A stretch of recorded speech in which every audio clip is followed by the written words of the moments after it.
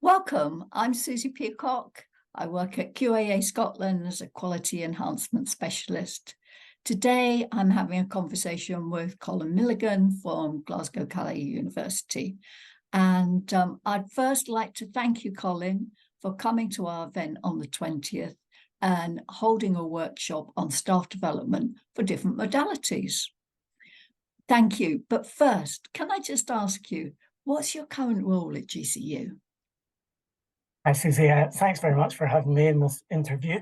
So I'm at Glasgow Caledonian University, and I've been there for a long time, 16 years. I'm a senior research fellow, but really my role is very much to encourage scholarship and advancement across the university. We do that in lots of different ways. I'm lead for the QA enhancement themes. I lead on some of the support for our strategy for learning projects that I'll maybe talk about later. But really, what I think about it is that I just go out and meet people across the university and have conversations about enhancement and scholarship with them. And I make connections, especially between the core program teams and the wider support services across the university, because that's something we're really interested in at GCU is that way that the student experience extends beyond the classroom and extends to things like timetabling or the well-being that students are well-being supports that students get. So a key part of our work at the moment is the adoption of a key part of my work at the moment is to support the adoption of the strategy for learning. That was introduced about 2 years ago at GCU. And obviously with a new strategy for learning, it's really important to get examples of practice out there. So so the strategy for learning is focused on 2 or 3 different things. First of all, flexible and equal access, promoting learner agency to make sure that the students have a voice and are able to use that and contribute to the curriculum and to their learning, and appropriate use of technology. And again, we'll probably come back to that in our conversations. One of the key ways in which we're supporting the strategy for learning has been through a series of projects called the Strategy for Learning Innovation Fund. So we funded 12 projects over the course of a year, and they've just finished. So they looked at things like sense of belonging, at well-being, and really some of them were more research focused. So they tried to understand what our students were like and how they're changing. As we've come back from lockdown, I like to say that the students have changed in their character and their expectations of being at university and learning at university. That's really, really interesting, Colin. And what sort of ways do you think they've changed? I mean, it's quite a simplistic way of thinking about it, but I will say that our students used to come to university and work on the side. And sometime over lockdown, we had a shift, and the students now work and come to university on the side. And of course, it's not as simple as that, but it's about that. We have to think about what's your primary identity. What are the things you think about as you're coming onto campus? Are you thinking about the amount of money that your bus fares cost? Are you thinking about how much you're going to pay for lunch because you can't make it at home? Are you thinking about fitting in your shift after your learning? Things about this, and I think that's become, it's always been the case, or certainly for the last generation, it's been the case that students have worked, but really it's becoming quite central to the things that they have to think about as they learn. Obviously, our students are more technologically aware, but have they got the right technical skills to be able to work? Our students, having emerged from the pandemic, certainly there are students who've come straight from school, aren't so sure about exams. They're certainly not so confident and able to make friends and communicate as they were. Obviously, they've got friendships, but it's that sort of collaborative learning, I think a lot of them missed out on during COVID in schools, because some of the activities were just lost at a vital point in their development. Yeah, what you're talking about, we're seeing across institutions, that change in our students because of the impact of COVID. And I think that's why it's very important when we're thinking about planning for modalities, we need to think planning for the type of learners we have now. And I was wondering, how does GCU really approach getting that blend right? Well, we have, ultimately GCU is a face-to-face university, and we've spent a lot of effort over the last few years trying to think of ways in which we can bring our students back onto campus. And that really presents a challenge because our staff over COVID actually upskilled themselves in delivery online. And they actually discovered lots of new ways in which they teach. And so now we're asking them to almost roll back on some of those things and say, actually, we want you to teach online on campus, face to face, where possible.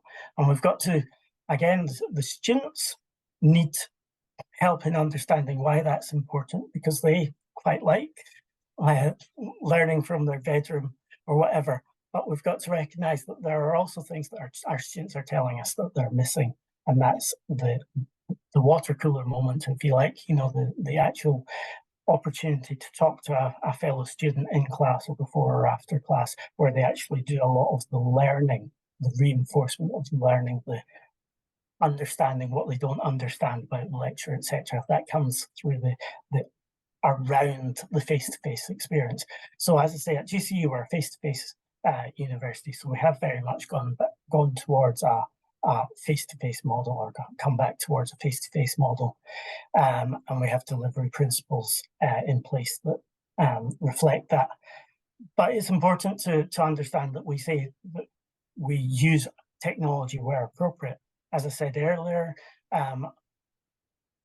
we recognise through our strategy for learning that technology is a part of everyday life, and it's important that our students have experience of, for instance, online collaboration that they can then take into the workplace with them as they go out into practice. Obviously, GCU is a very practice-focused university, and some of the skills we need are some of the people we educate are nurses, and they've got a very face-to-face, hands-on job anyway.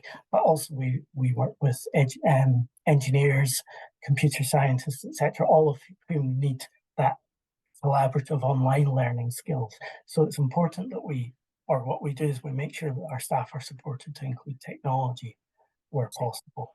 You've really got two things going on here, haven't you? You're talking about the learners, and you're talking about the change, and you're talking about how they've got comfortable learning from the bedroom, and you're talking about their digital skills and their expectations of university, and then the staff who have been upskilled, but we know that there are benefits from coming in face to face. So that's quite a lot in the mix there. And how are you coping with that? What sort of things are you doing at GCU to sort of bring all this together into the melting pot, as it were? Well, I think we're trying to gather evidence to support any decisions we make. So, for instance, a lot of my role is around evaluation and impact. So we've used the tools that Stella Jones-Devitt and Liz Austin-Booth from Staffordshire and Sheffield Hallam University introduced as part of the last enhancement theme, and we actually extended them with some tools of our own, or some amendments of our own, to focus on things that we're interested in at GCU. So we're interested in impact, so we came up with an impact matrix which supports our staff to think about how they can sort of design any interventions or their learning experience to have an impact, and to make it, and to gather the evidence to support that impact. So that's a really important part of our work. And then, as I say, things like the Strategy for Learning Innovation Fund projects contribute to that evidence base. We have worked with our students to understand their needs, either through projects like the Strategy for Learning Innovation Fund projects. One of them looked at the cost of living. One of them looked at, as I say, student expectations as we return from the European campus. Others looked at learner agency and perfectionism. So we've got a lot of data emerging in the university about what our students are like. And we've complemented that with more formal surveys. We participated in the GIST Digital Experience Insight survey last year, So we have data about our students and our staff readiness for to use digital technology. I think we came out of that quite well. Our staff tend to have a good sort of baseline of training, know where to go for it. Similarly, our students don't have much access problems, are quite confident of the skills that we've got, but we also complement that with resources that we deliver online. We've got a set of resources called GCU Go, which support our students to develop some of the digital skills. We've talked a lot about learners, but I was wondering, how are you supporting staff with this very changing landscape? So during COVID, some of my colleagues looked around to try and think of a way in which we could quickly upskill our staff to support them to design and deliver for online modalities. And we focused on the ABC Learning Design Framework that was developed initially at UCL with Diana Laurillard and Clive Young and colleagues. So Diana Laurillard's ideas and Clive Young's sort of development of the toolkit. And my colleague Susie Houston developed a toolkit for use at GCU. And that really provides a vocabulary, or it provides a set of learning types that then become a vocabulary that staff can use to talk about and to design their learning experiences. What we find is that traditionally teachers don't actually explicitly design learning experiences. Often they inherit an almost complete module and they tidy it up or they amend it slightly. And often if they are designing from scratch, often they will reuse things from other places. But a lot of the design is implicit. They just know what works. When we started to move to online design, and remember this had to be done very quickly, we hit upon the idea of using the ABC Learning Design, as I say, to provide a vocabulary through which you effectively simplify the process by having different types of learning types like discussion or collaboration or practice. You can start to see how a module can be designed with some core knowledge at the start, some opportunities for the students to collaborate with each other to cement their learning, and some options for creation to demonstrate that they've learned and can use the information and the knowledge that they've acquired during the course. And the ABC Learning Design Framework, which we coupled with using Padlet to provide a collaborative space for teachers to work, provides a mechanism for doing that. And at the event in September, I'll give the participants an opportunity to have a look at the Learning Design Framework and the tools, just to try and play around with them for half an hour themselves. Oh, I really like the idea of getting a common vocabulary, because so often when we talk about things like, I can talk about online learning, and I've got a very fixed idea of what I think is online learning. But when I'm working with colleagues, they will probably have a very different interpretation. And so you're having to almost unpick that before you can start to collaborate. And again, learners will have their interpretation of that. Yeah.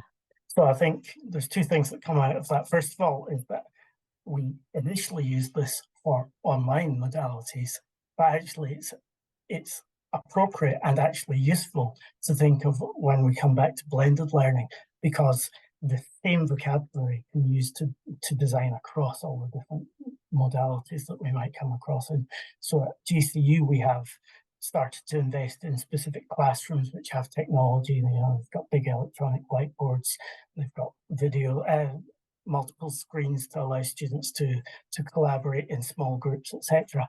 And knowing the facilities that are available and then inform the use of the learning design framework to actually design specific in-classroom experiences, as well as online experiences, as well as asynchronous or synchronous experiences. The second thing is by providing a vocabulary for the teachers to use, I would imagine, I don't have any evidence for this, but I would imagine that fades out into the students as well. So the students think of activities as information, discussion, collaboration, practice, creation, and they get a stronger sense of what the value of the activity they're doing is, and creating something, then of course that becomes evidence that I can show to future employers. That's evidence that can reinforce my confidence that I can do something myself, etc. You know, so we make some of these things more explicit, and I think that's really important. Yeah, I can't emphasize enough, when we make things explicit, it helps everybody, not It's only are the nice. learners, but our co-teachers, the people we work with as well. And I imagine if you're looking at the Padlet, you're able to see what people are doing, as in how other colleagues are using different modalities, to see how the learners are becoming comfortable with collaboration or discussion. Is that what you're finding? Yeah, I think there's evidence of that. We devolved some of that work to the schools so that they could create effectively communities within the schools, and that's where the sharing would happen. So you'll have program teams sitting beside each other in departments, sharing program design or module designs. Okay. And I suppose my last question is, where next? Where next? Yeah. We've had the emergency remote teaching. We're now getting people to think about how they mix modalities. So where next?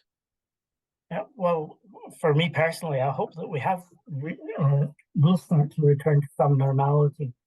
I think we've had these years of disruption, and our staff are still coming to terms with that change. Our student demographic is still changing year on year. Not just the COVID, but the rise of international students, the increasing number of postgraduate students as a balance in terms of the numbers in the university. So all of these things are still a wee bit up in the air, but I think gradually I can see that we're starting to get back to a point where we can prioritize staff development, staff support, scholarship, and again, further use of evidence. And certainly that's what I'm trying to do. The strategy for learning innovation projects, as I say, we've all reported now, and I'm in sort of a dissemination phase, helping the projects actually tell their stories to the outside world, whether that's through journal articles, conference presentations. A few of them are up for awards, so they're starting to have impact beyond the institution, and of course also impact in the institution. Although the design of the projects was usually such that it would involve more than one department or school, that wasn't always the case, sometimes because of the particular topic. But now it's very important that they disseminate their work across the university, so that we can say, well, this worked in this programme, it doesn't work in the other programmes across the university. Yeah. Okay, I think we would all agree, a little bit of calm, a little time for reflection, and really to think about what are we doing and how does that impact on our student outcomes. Colin, all I can say is thank you very, very much indeed for this conversation. I'm so looking forward to seeing you at the event and to learning more about your staff development framework. Thank you. Thank you. I look forward to seeing you on the 20th of September.